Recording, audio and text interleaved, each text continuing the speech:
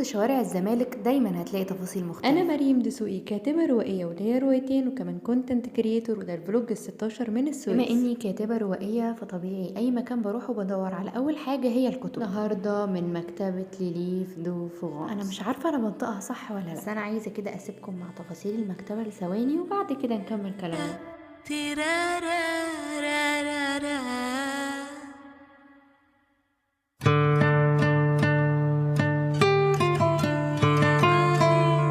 المكتبة موجودة في مكان صغير متداري جدا في حي الزمالك، وكمان هي قريبة من متحف الخزف الإسلامي اللي لسه فاتح. المكتبة كبيرة وفيها كتب كتيرة جدا في مجالات وأنواع مختلفة. وانت بتدرس باللغة الفرنسية أو مجال شغلك أو انت مسافر فرنسا وعايز عموما تحسن من اللغة الفرنسية، فأكيد أنا أنصحك تروح هناك وتشتري كتبك من هناك. وعشان المكان دايما بناسه فاعرف إن عمو اللي هناك هيساعدك. وأشوفكم على خير في فلوج